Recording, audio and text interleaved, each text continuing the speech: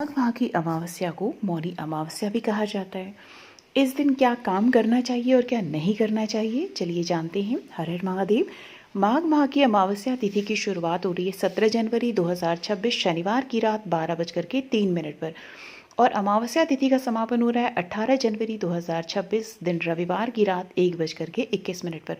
तो जो अमावस्या मनाई जाएगी वो 18 जनवरी 2026 रविवार को मनाई जाएगी। इस दिन क्या करना चाहिए, अब पहले ये जानते हैं, फिर क्या नहीं करना चाहिए वो जानते हैं। अमावस्या तिथि में सूर्योदय से पहले पवित्र नदी में स्नान करना अत्यंत शुभ माना जाता है।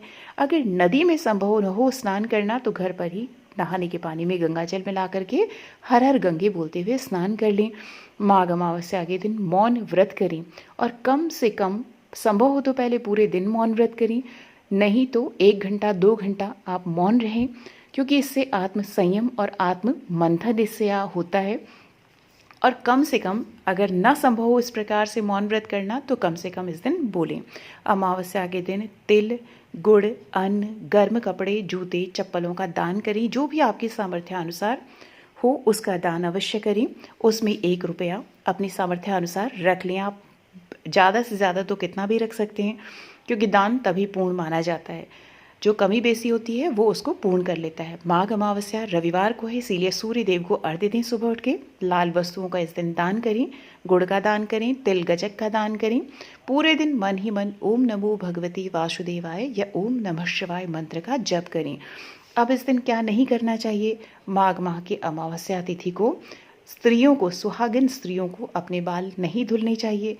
ऐसी इसकी मान्यता है। घर में झगड़ा, वाद विवाद, कटु वचन किसी को न बोलें, किसी का अपमान भी नहीं करें। अमावस्या के दिन मांस, मदिरा, लहसुन, प्याज जैसी तामसिक वस्तुओं का सेवन न करें। अमावस्या की रात में सुनसान स्थानों पर जाने से बचें।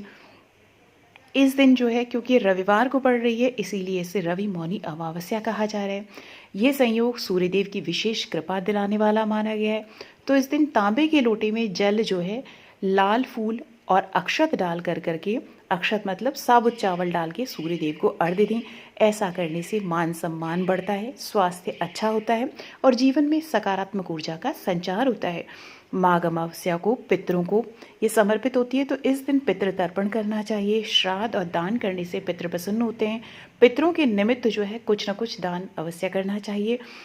इस दिन इसे जो है श्राद्ध, महालय, मौनी अमावस्या जैसे विशेष दिनों पर ये तर्पण किया जाता है, पितृ तर्पण। तो माघ अमावस्या के दिन तर्पण करने से पितरों को, उनकी आत्मा को शांति मिलती है, जिससे व्यक्ति के जीवन में आ रही समस्याएं जो है दूर हो जाती हैं।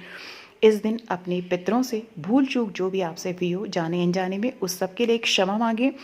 और तर्पण जो है अमावस्या तिथि पर बहुत फलदायी होता है, इसलिए सूर्योदय के बाद और सूर्यास्त से पहले तर्पण करना चाहिए।